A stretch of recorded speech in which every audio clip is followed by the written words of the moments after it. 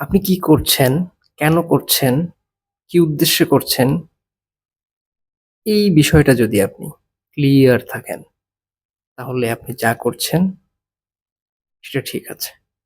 Clear থাকা মানে আপনি নিশ্চয়ই আপনার লক্ষ্য নির্ধারণ করেছেন।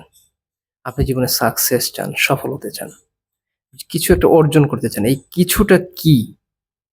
সেটা নিশ্চয়ই জেনে যখন আপনি সেই কাজটা করবেন, তখন সেই কাজে আপনার সাকসেস আসবে। সো কি করছেন? কেন করছেন? কিভাবে করছেন?